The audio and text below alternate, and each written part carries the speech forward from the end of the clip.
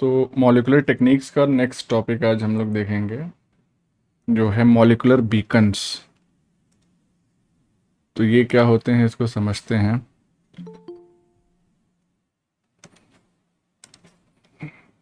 तो molecular Bacon's जो है वो बेसिकली सीक्वेंस स्पेसिफिक प्रोब होते हैं। डीएनए प्रोब के बारे में हमने एक थोड़ा सा पहले ही आइडिया दिया था कि ऐसे शॉर्ट डीएनए सीक्वेंसेस होते हैं जिनकी हेल्प से हमको लॉन्ग डीएनए सीक्वेंसेस या अलग अलग टाइप की जीन्स को डिटेक्ट करने में हेल्प मिलती है।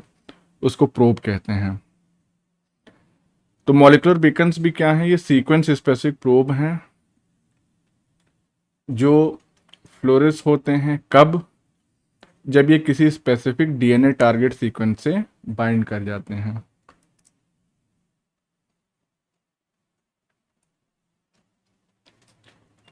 तो इसका मतलब, एक सेकेंड,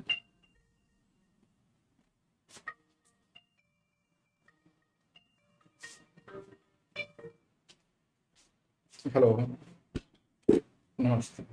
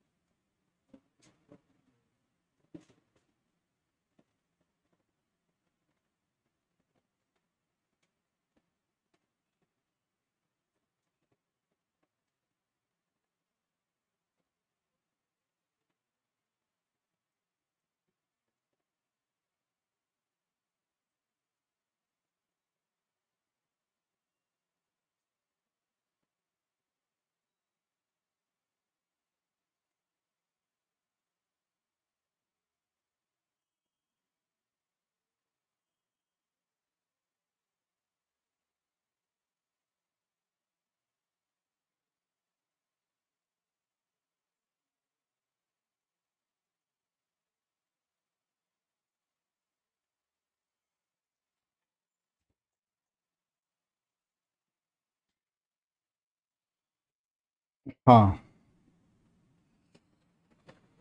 तो मॉलिक्यूलर बीकन्स क्या है, इनकी इसकी डेफिनेशन हमने देख ली। शॉर्ट में इसको कहें तो क्या, ये स्ट्रक्चर्ड फ्लोरेसेंट प्रोब है। ऐसा प्रोब जो फ्लोरेसेंस शो करता है, इसको हम कहते हैं मॉलिक्यूलर बीकन्स। इनका स्ट्रक्चर कैसा होता है, स्टेम लूप जैसा स्ट्रक्चर होता है। अभी आगे स्ट्रक्चर देखेंगे तो और क्लियर होगा।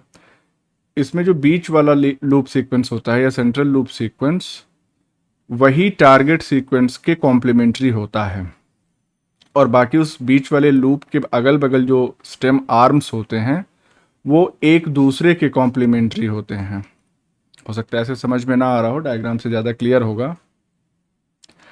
अब हमने कहा था प्रोब्स जो है वो शॉर्ट न्यूक्लियोटाइड सीक्वेंसेस होते हैं, तो इसका साइज क्या होता है, लगभग 25 न्यूक्लियोटाइड लॉन्ग होता है, जिसमें दो कंपोनेंट्स होते हैं। एक तो फ्लोरोफोर होता है और दूसरा एक क्वेंचिंग ग्रुप होता है। क्वेंचर क्या करता है, फ्लोरोफोर की फ्लोरेसेंस को रोक के रखता है। तो इसका मतलब जब ये दोनों ग्रुप साथ साथ होंगे तो ये फ्लोरोफोर ग्रुप जो है वो फ्लोरेसेंस नहीं शो करेगा, क्वेंचिंग हो जाएगी उसकी। ये दोनों के दोनों ग्रुप्स जो है वो एक दूसरे के ऑपोजिट एंड्स पे, यानी जो आर्म के एंड्स होते हैं वहाँ पे मौजूद रहता है। इसकी मैकेनिज्म किस पे बेस्ड है, फ्रेट टेक्निक पे बेस्ड है। ये टेक्निक भी हम पढ़ाएंगे। अब देखिए यहाँ पे डायग्राम से समझने की कोशिश करते हैं। ये हमारा टारगेट डीएनए है 5 प्राइम टू 3 प्राइम, और ये हमारा ये प्रोब है, या इसको जिसको हम कह रहे हैं बीकन, मॉलिक्यूलर बीकन। अब ध्यान दीजिए यहाँ पे कि ये क्या है, ये फ्लोरोफोर है और ये है क्वेंचर। अगर यहाँ पे मेंशन ही कर दें हम इसको, तो ये है हमारा fluorophore and this is the Quencher. जब ये दोनों पास पास हैं, ये आर्म है स्टेम की और ये सेंट्रल लूप है, तो ये जब दोनों पास पास हैं तो ये फ्लोरोफोर जो है फ्लोरेसेंस नहीं शो करेगा, तो नो फ्लोरेसेंस यहाँ पे लिखा हुआ है। जब ये सेंट्रल लूप टारगेट डीएनए के स्पेसिफिक सीक्वेंस से हाइब्रिडाइज कर जाता है तो ये स्ट्रेट लाइन हो गई, सेंट्रल लूप अब स्ट्रेट हो गया क्योंकि कॉम्प्लीमेंट्री सीक्वेंस इसको मिल गया टारगेट डीएनए पे।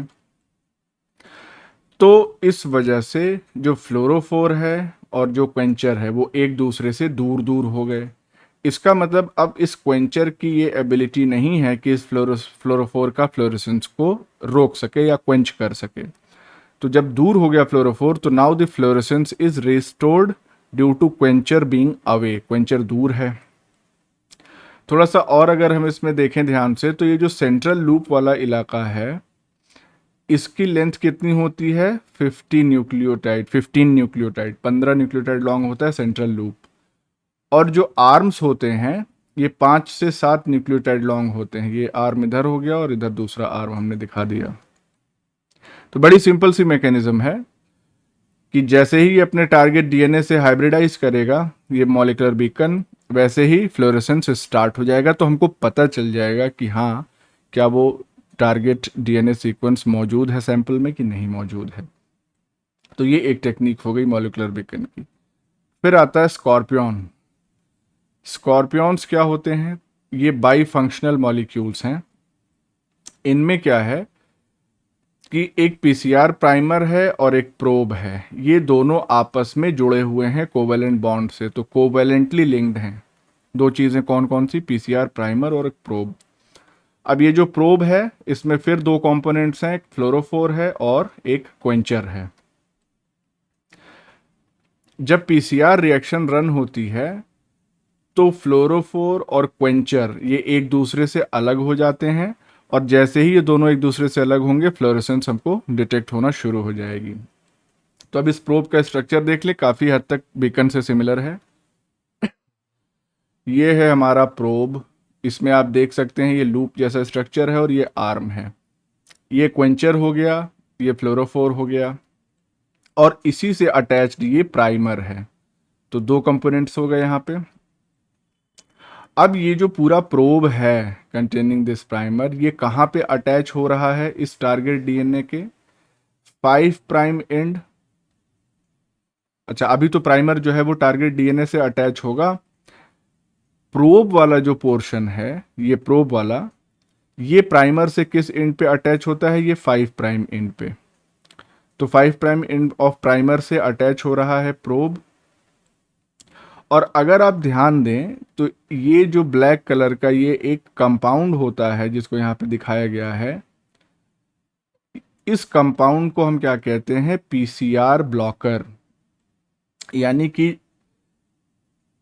अटैचमेंट का काम तो ये कर ही रहा है प्रोब और प्राइमर के, साथ ही साथ पीसीआर की रिएक्शन को ब्लॉक भी कर रहा है। यानी कि डीएनए पॉलीमरेज की रीडिंग, पहले रीड करेगा डीएनए पॉलीमरेज टेम्पलेट को, उसी के हिसाब से फिर आगे सिंथेसाइज करेगा। तो उस रीडिंग की प्रोसेस को डीएनए पॉलीमरेज की ये प्रिवेंट करता है। अब ये है हमारा टारगेट डीएनए। तो स्टेप क्या करेंगे? वही पीसीआर वाले स्टेप्स करेंगे। तो सबसे पहले टारगेट डीएनए जो डबल स्ट्रैंडेड है उसको सिंगल स्ट्रैंड में कन्वर्ट करने के लिए क्या करेंगे? डीनेचर करेंगे, यानी हीटिंग करेंगे।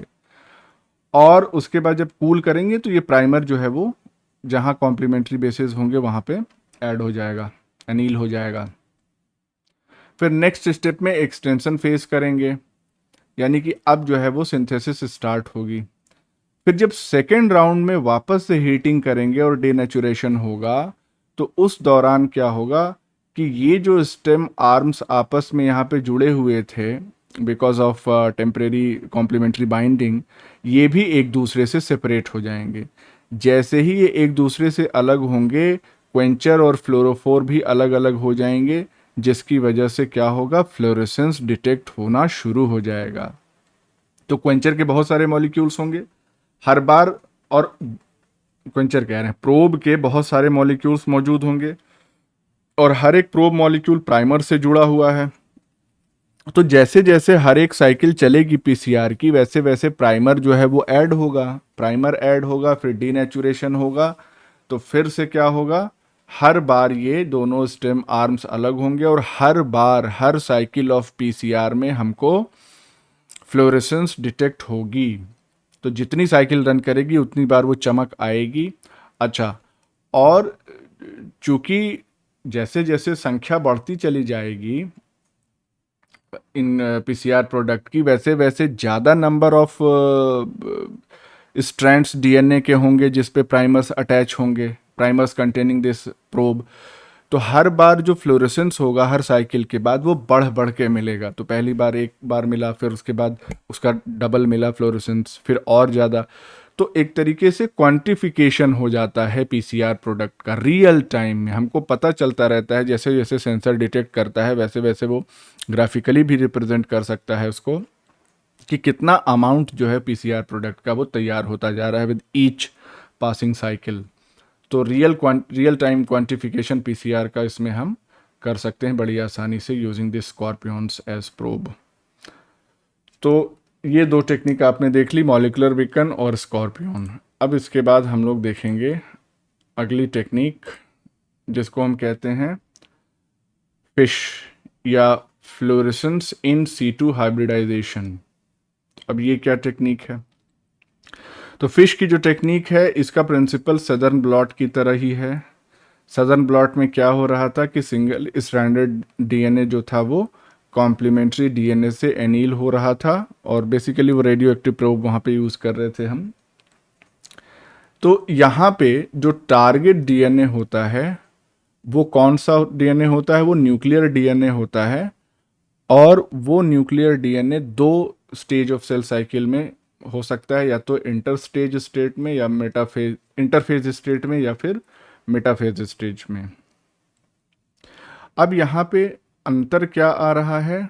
यहाँ पे जो हाइब्रिडाइजेशन हो रहा है वो फ्लोरेसेंट लेबल्ड डीएनए प्रोब का हाइब्रिडाइजेशन हो रहा है, जबकि वहाँ पे सदर्न ब्लॉट में हम देख रहे थे तो रेडियो एक्टिव लेबल्ड प्रोब का इस्तेमाल कर रहे थे। तो ये जो फ्लोरेसेंट लेबल डीएनए प्रोब है ये denatured DNA of metaphase chromosomes से अटैच होता है या हाइब्रिडाइज होता है।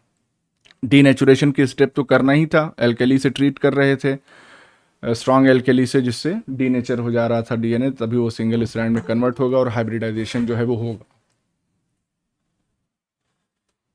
तो अब इसमें टेक्निक ये कैसे काम करती है इसको हम समझ लेते हैं। तो देखिए यहाँ पे मेंशन भी है कि अर्लियर जो प्रोब्स थे वो क्या थे? लेबल्ड विद रेडियो आइसोटोप्स थे,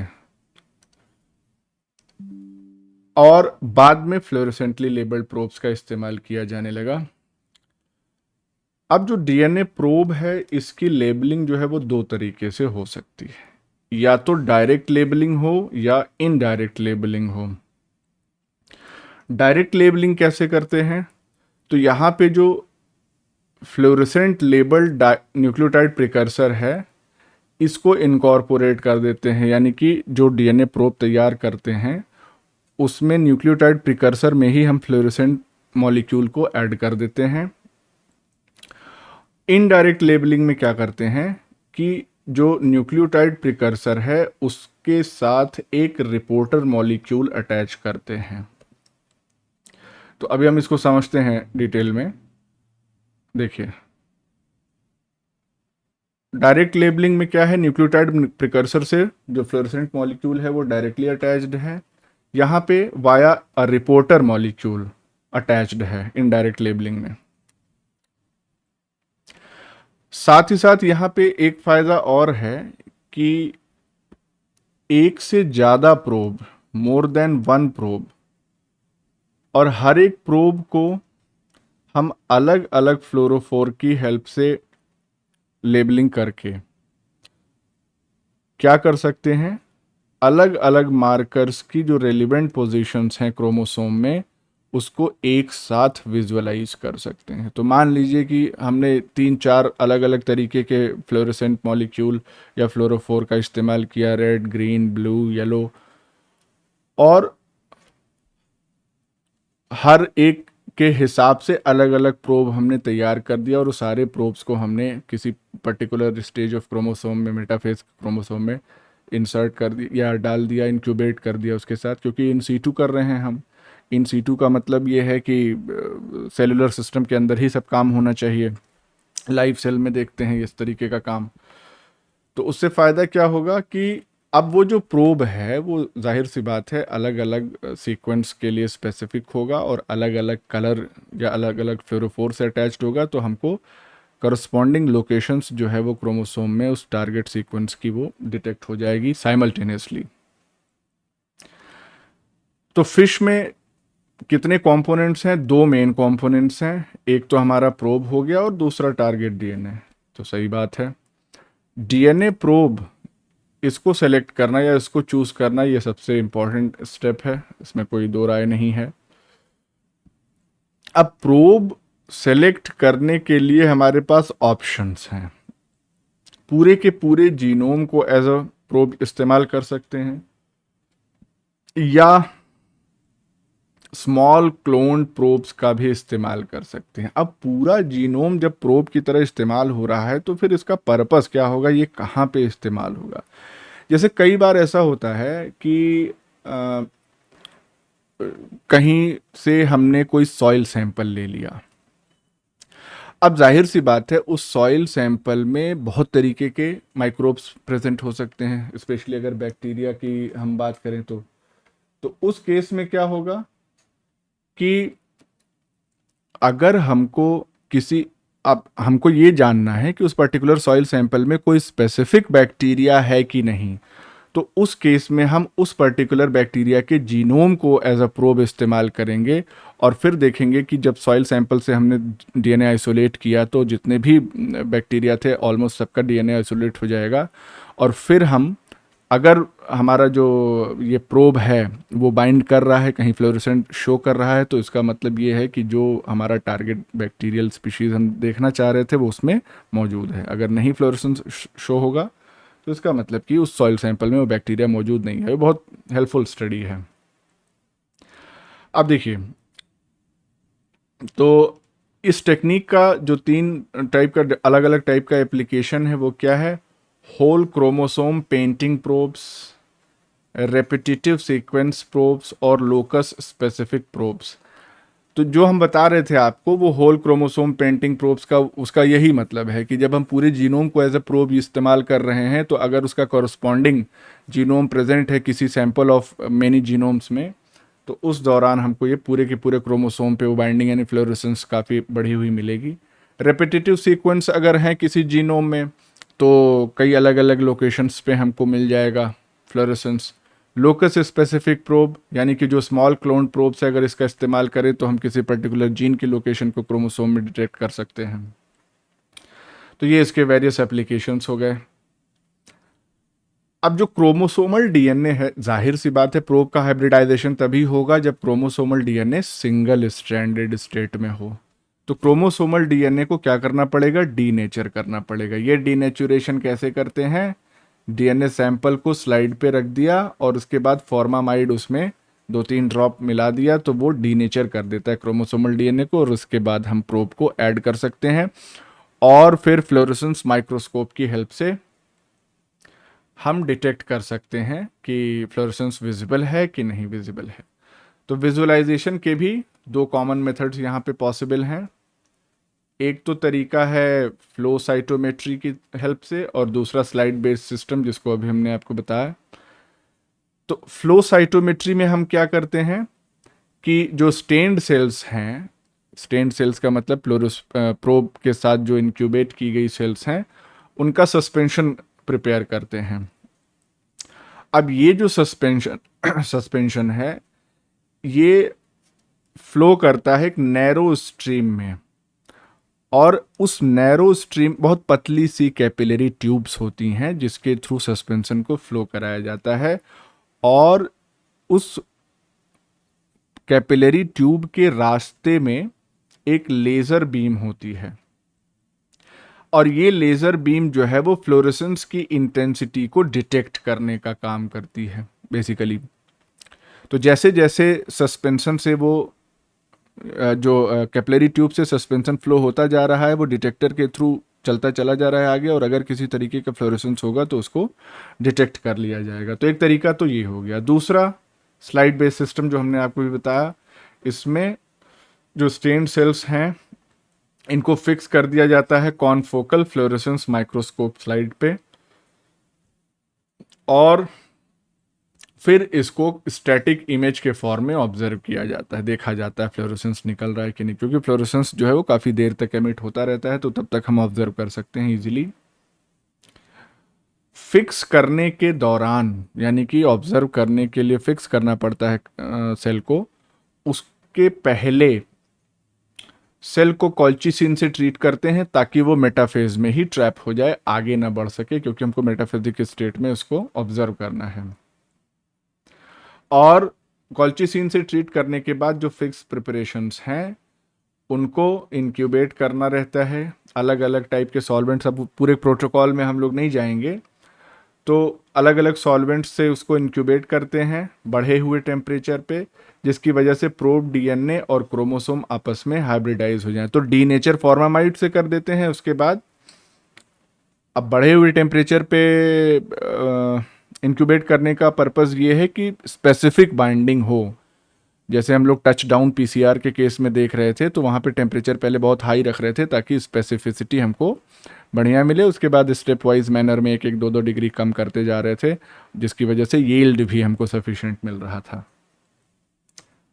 तो अब यहाँ पे अगर आप ध्यान दें तो इसमें देखिए दो तरीके जो प्रोब लेबलिंग के हैं, एक तो डायरेक्ट प्रोब लेबलिंग और दूसरा इनडायरेक्ट, जिसमें हम रिपोर्टर मॉलिक्यूल्स ऐड करते हैं। यहाँ पे डायरेक्टली फ्लोरेसेंट मॉलिक्यूल जो है वो ऐड हो जा रहा है। सेकेंड स्टेप में fragmentation and blocking of DNA, इसको बेसिकली होना चाहिए, तो ये हो रहा है।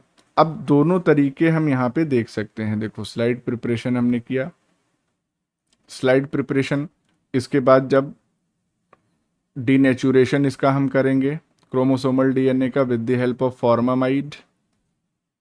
डीनेचुरेशन करने के बाद अगले स्टेप में क्या हो रहा है कि हाइब्रिडाइजेशन का स्टेप हो रहा है। हाइब्रिडाइजेशन का स्टेप, अब यहाँ पे अब दोनों सैंपल को साथ में कंपेयर किया गया है कि अगर लेबल्ड प्रोब जो है वो बाइंड कर रहा है लाइक दिस वन, इधर की तरफ हम देख रहे हैं, अनलेबल्ड प्रोब अगर बाइंड कर रहा है यहाँ पे, तो जाहिर सी बात है यहाँ पे जो फ्लोरेसेंस है वो नहीं दिखेगा, और इस साइड में फ्लोरेसेंस जो है वो हमको जब माइक्रोस्कोप से ऑब्जर्व करेंगे तो नज़र आएगा। हाँ, अब एक चीज़ और है, अब जो रिपोर्टर मॉलिक्यूल का जिक्र हम कर रहे थे, तो रिपोर्टर मॉलिक्यूल की तरह जो है एंटीबॉडी मॉलिक्यूल एक्ट कर सकता है, जो कि एक तरीके से इनडायरेक्टली अटैच कर रहा है फ्लोरेसेंट मॉलिक्यूल को विद दी प्रोब।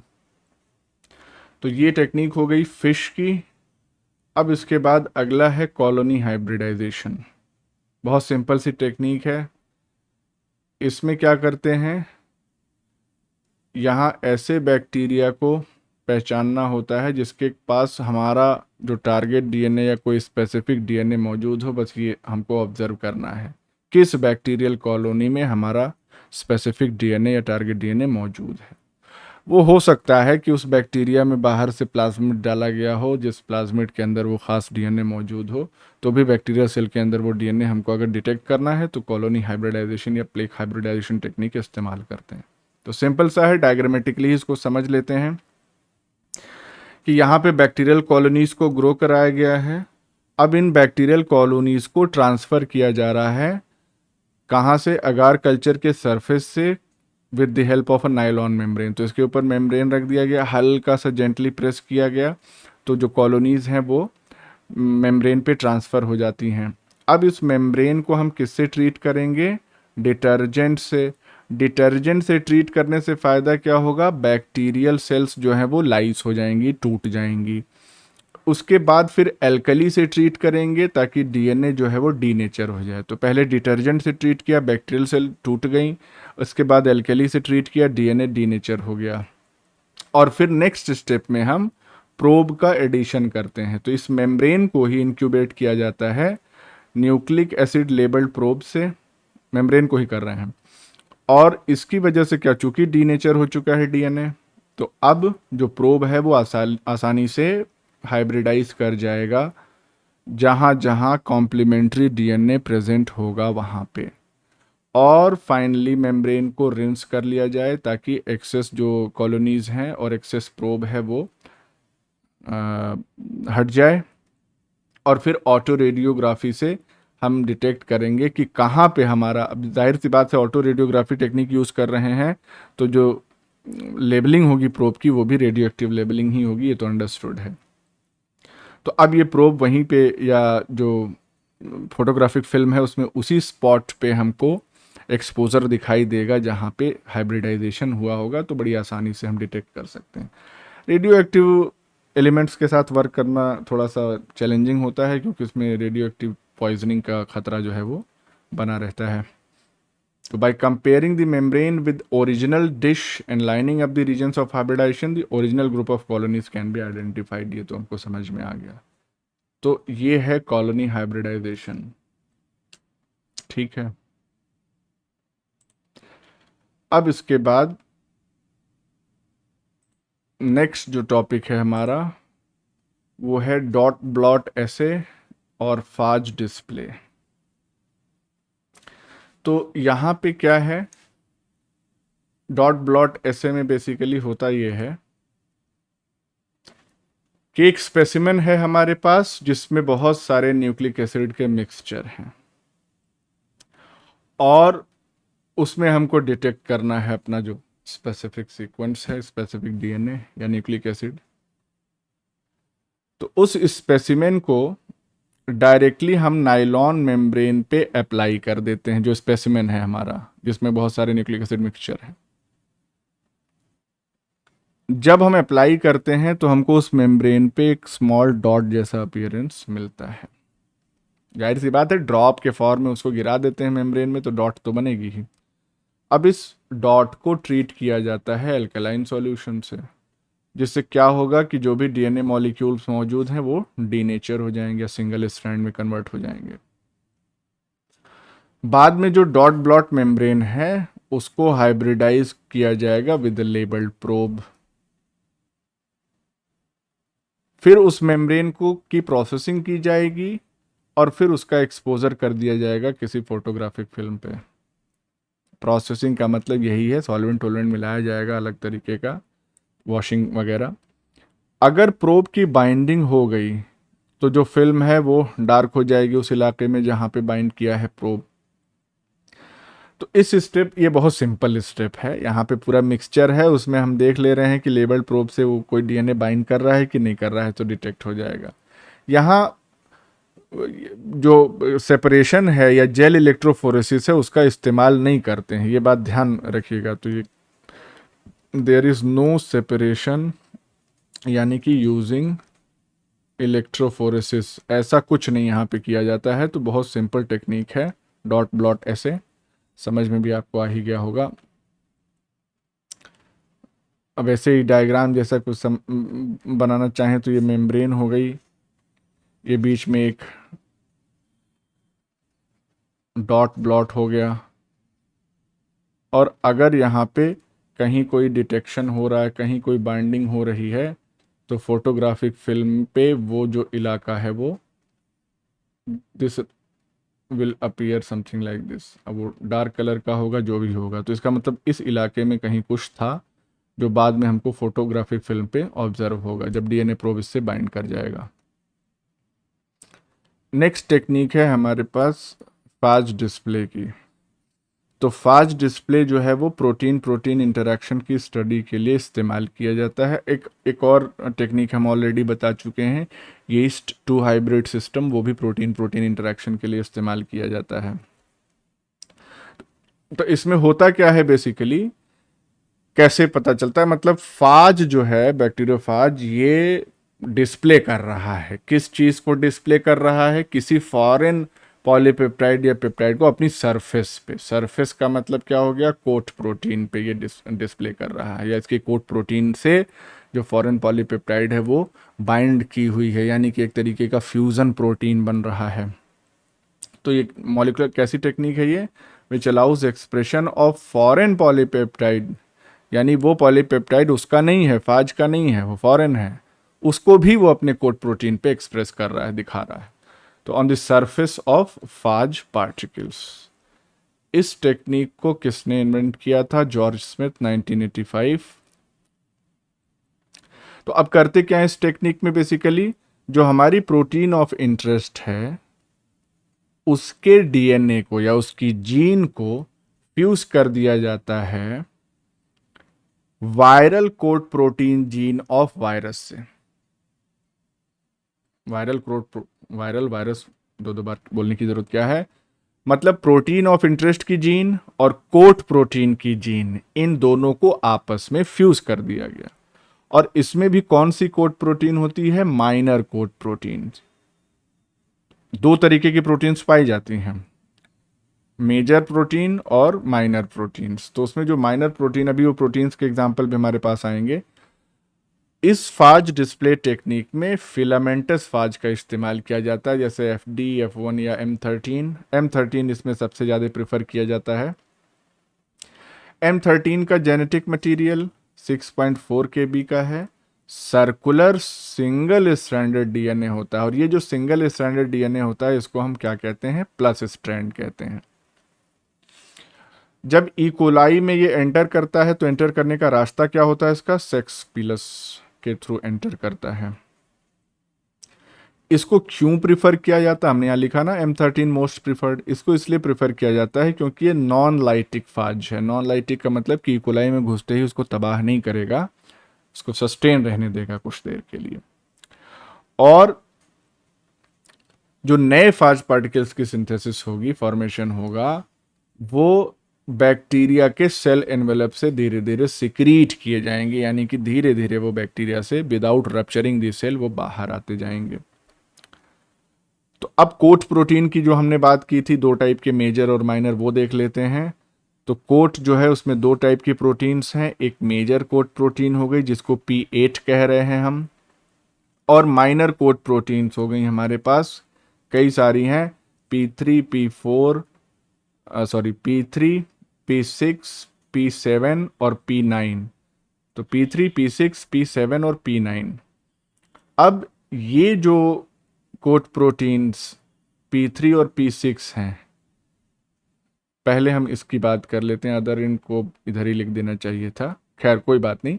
इसको हमने ग्रुप में क्यों लिखा, P3, P6 को और P7, P9 को, क्योंकि ये दोनों जो हैं इनकी 5 कॉपीज जो है एक एंड पे होती हैं फाज पार्टिकल के, और इन दोनों की 5 कॉपीज जो होती हैं वो other end of the particle मौजूद होती हैं फाज की। अब देखिए फिलामेंटस फाज है तो जाहिर सी बात है यहाँ पे हम देख भी सकते हैं कि P7, P9 ये एक एंड पे हैं और P3 और P6 ये दूसरे एंड पे हैं। ठीक, तो ये हो गई हमारी माइनर कोड प्रोटीन्स, इनका कलर भी आपको अलग अलग नज़र आ रहा है। और ये हो गई P8, यानी कि ये मेजर कोड प्रोटीन है, यानी कि इसकी तादाद या इसका अमाउंट जो है वो सरफेस पे ज़्यादा है।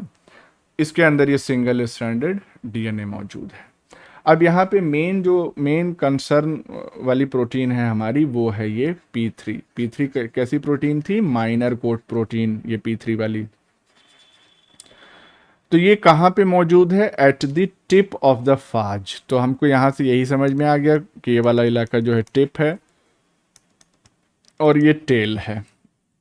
तो फाज के टिप पे P3 मौजूद है, P3, और बहुत इंपॉर्टेंट प्रोटीन है। इसका काम क्या होता है, it is responsible for attaching the phage to its bacterial host during infection, यानी कि ये बैक्टीरियोफाज अपने होस्ट से पहले इसी P3 की हेल्प से जाके अटैच होता है। और इसी P3 की जो जीन है उसको मोस्ट कॉमनली यूज किया जाता है इस टेक्निक के लिए।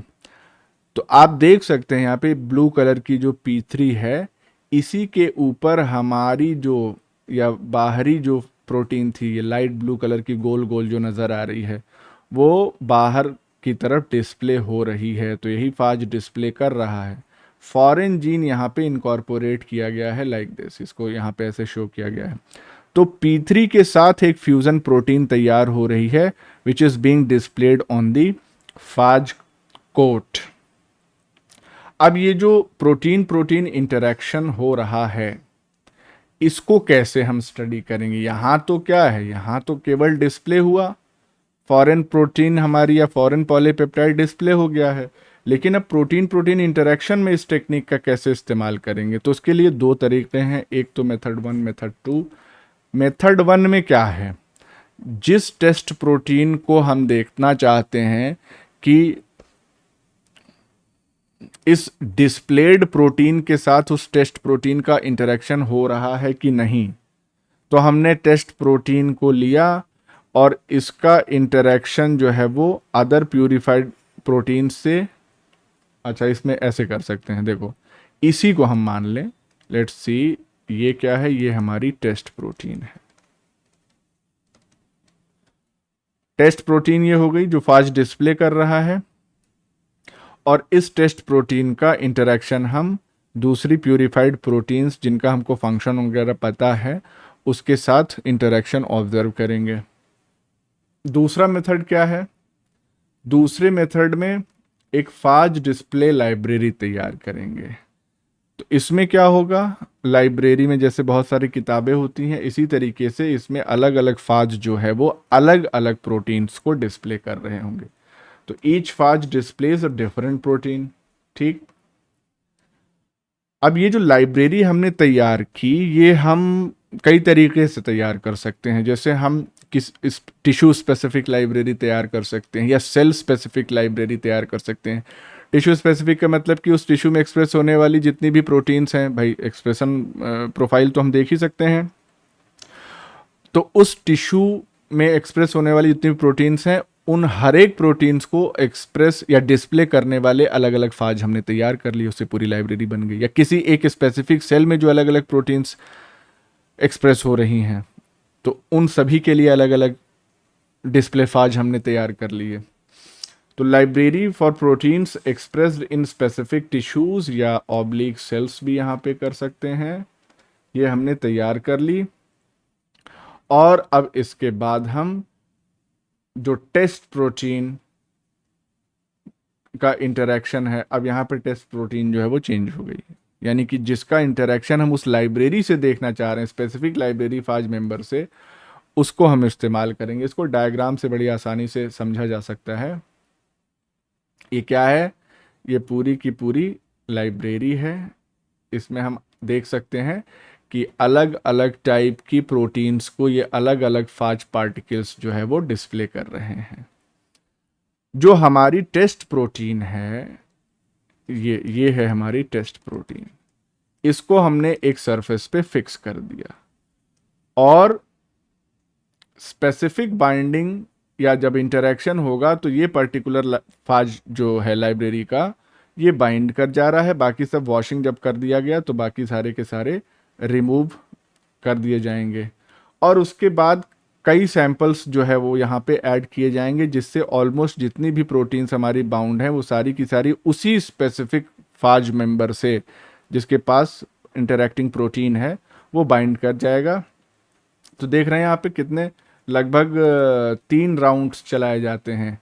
तो एक बार देखे तो एक बाइंड किया, फिर वॉशिंग की गई, फिर से सैंपल डाला गया, तो फिर वॉशिंग की, फिर तो लगभग सारे के सारे ये फुल हो जाएंगे, और इसके बाद इंडिविजुअल क्लोन्स को जो है वो आइसोलेट और सीक्वेंस कर लिया जाएगा कि हाँ अच्छा ये वाला है, ये इंटरैक्ट कर रहा है टेस्ट प्रोटीन से।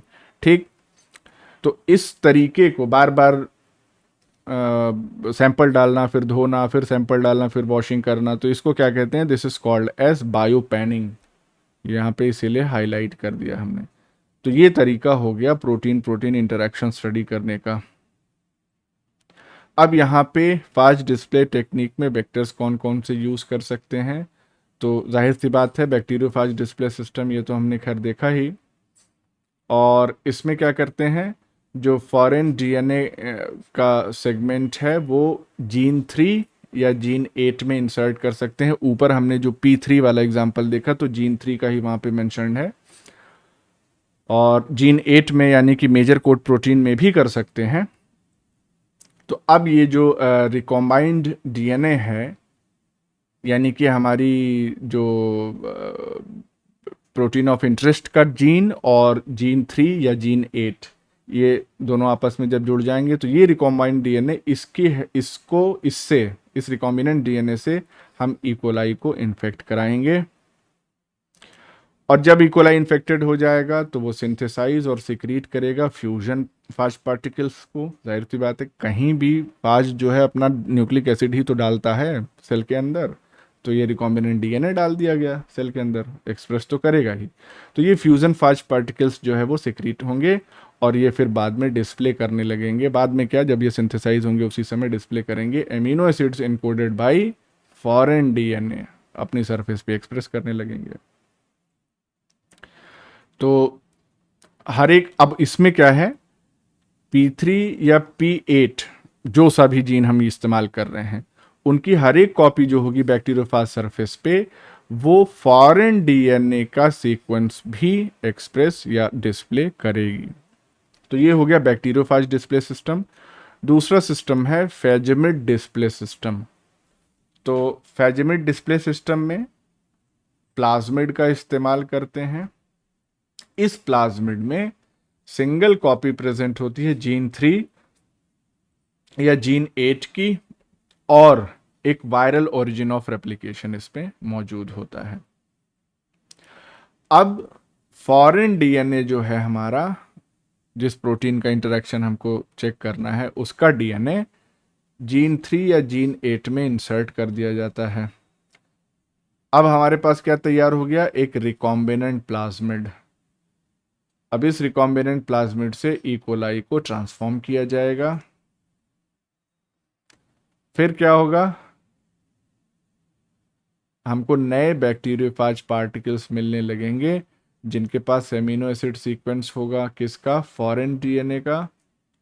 और ये कब मिलते हैं, ये ऐसे ट्रांसफॉर्म सेल्स को जब इन्फेक्ट यानी कि या सुपर इन्फेक्ट कराया जाता है with the help of helper phages. अभी हमने क्या किया, देखो ध्यान से, अभी हमने पहले स्टेप में, अगर इसको डायग्रामेटिकली थोड़ा सा समझने की कोशिश करें, तो ये ई कोलाई है, इसके अंदर हमने डाल दिया अपना plasmid.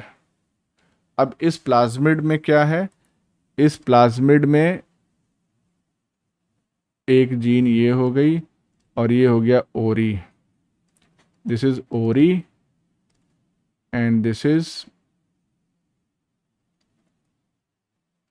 Let's say it is gene 3।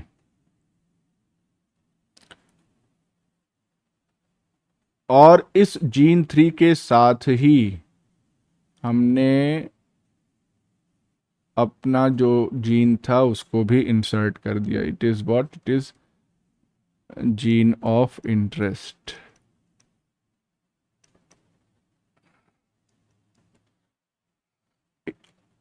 Next step में क्या कराएंगे कि नेक्स्ट स्टेप में ये जो फिलामेंटस फाज है, इसको, इस ई कोलाई को इन्फेक्ट करा देंगे इससे। अब जब ये जाएगा अंदर तो जाहिर सी बात है, ये भी जीन्स इसके पास इसी की जीन है एक तरीके से फाज की। तो जब इसका डीएनए अंदर गया तो अपनी जीन को एक्सप्रेस कराने के साथ साथ जो एक्सप्रेशन सिस्टम है वो इस प्लाज्मिड में मौजूद इसकी जीन को भी एक्सप्रेस कराना शुरू कर देगा। और ध्यान दीजिए, ये ओरी जो है वो बेसिकली है क्या, ये वायरल ओरिजिन ऑफ रेप्लिकेशन है। इसका मतलब कि फाज एंट्री के बाद जब ये स्टिमुलेट करेगा सेल को for replication of its own DNA, तो उसके साथ ही साथ ये जो प्लाज्मिड है कंटेनिंग ओरी ऑफ वायरल या वायरल ओरिजिन ऑफ रेप्लिकेशन, ये भी रेप्लिकेट करेगा। और रेप्लिकेट जब ये करेगा तो इसका भी कॉपी नंबर बढ़ेगा। फिर जब पैकेजिंग होगी फाज पार्टिकल की, तो उस दौरान कुछ फाज पार्टिकल में नॉर्मल इसका डीएनए भी पैकेज होगा और बाकी फाज पार्टिकल्स में ये जो रिकॉम्बाइंड डीएनए है ये भी पैकेज होगा, जिसकी वजह से उन फाज पार्टिकल्स में ये जो जीन ऑफ इंटरेस्ट के द्वारा कोड की गई पॉलीपेप्टाइड सीक्वेंस है वो डिस्प्ले होने लगेगी उनके सरफेस पे in conjugation with the P3 protein, P3 minor coat protein. तो अब कुछ फैक्ट्स हैं यहाँ पे। जो रेप्लिकेशन और पैकेजिंग है हेल्पर फाजेस की, वो लेस एफिशिएंट होती है फैजिमिड की हेल्प के कंपैरिजन में। तो इसका मतलब ये हो गया कि जो हेल्पर फाज, अब यहाँ पे ये क्या है जो हमने ये बनाया है, ये फाज, ये बेसिकली ये हेल्पर फाज ही है। ये जो हेल्पर फाज है इसका रेप्लिकेशन और पैकेजिंग रिलेटिवली कम होगा एज कंपेयर टू ये जो फैजिमिड डाला गया है, ये फैजिमिड ही है ग्रीन कलर का, फैजिमिड। तो जब इसकी एफिशिएंसी कम होगी तो इसका मतलब ज़्यादा number of particles will contain this recombinant DNA या हाइब्रिड डीएनए। तो इसी वजह से होता यह है कि जो बैक्टीरियोफाज सिक्रीट किए जाएंगे ई कोलाई के द्वारा, they are mainly those that display the cloned target sequence and not the normal one। तो ये तरीका था अलग अलग वेक्टर्स यूज करने का in the fast display technique.